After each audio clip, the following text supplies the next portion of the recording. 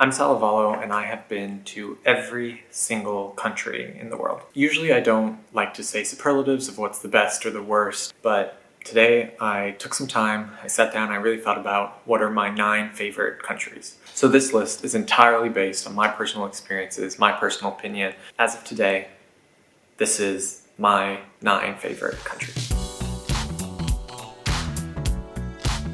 It's been my home for over 7 years. I love the progress that is being made here. I love that I feel like I'm learning every single day.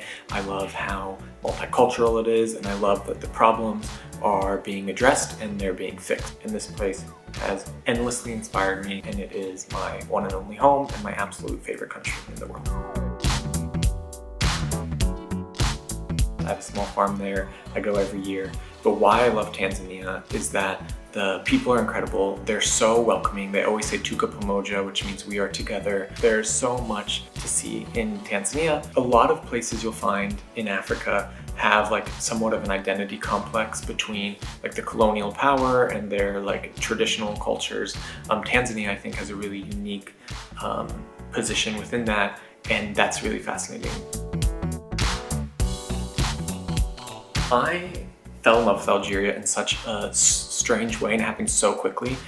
First, I would say it has some of the most hospitable people in the world. I've never been so well hosted in my life by complete strangers. I didn't know anybody before I got there. It's also hilarious to me that people are so obsessed with like the south of Europe, south of France, like Italy, like south of Spain, because of the Mediterranean coast. But there's so much more Mediterranean coast, like in Algeria, in Libya, in Tunisia, and so Algeria is some of the most beautiful, and yet there's not 1,000 people crowding every square mile.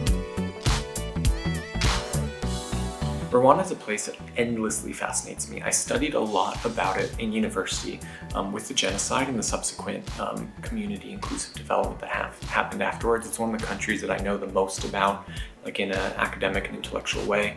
I'd say in the past 100 years, there's nothing more horrific than the Rwandan genocide, and then to see that that had happened and the way that they've developed since then is just completely inspiring, is the only word that I can say.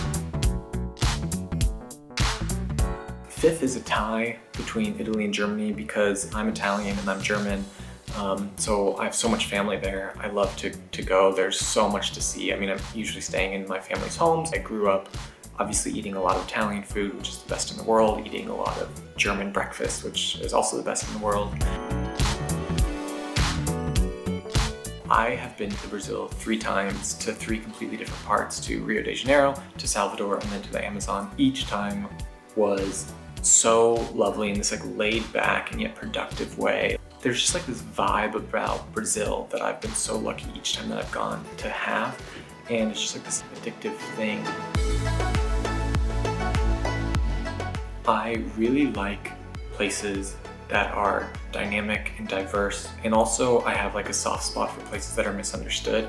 I think that people forget that Syria for generations is one of the most diverse in terms of having so many different religious communities and different ethnic communities within it. Why I say that is because it's one of the most unique experiences you can have. It is not a relaxing holiday. It's not like a city holiday. It's like this completely separate political, like seeing another side of the coin kind of trip. That for any traveler, it's like an experience that you must have, but also for any like human who is interested in different ways that the human experience is manifested around the world and the different political systems, economic systems that make that happen. North Korea must be on the list. A lot of people like never believe me when I say that I love America because I moved away from it. America has so much to offer in terms of geographically, but also in terms of the people. It's really imperative for people to understand it because it has such an outsized role in the way that the world functions currently. So anyway, I hope that you guys enjoyed this list of my 9 favorite places to go that I most recommend. Subscribe, follow me on Instagram. I respond to every comment, so I'm excited to talk to you guys more, and I hope that you all travel safe.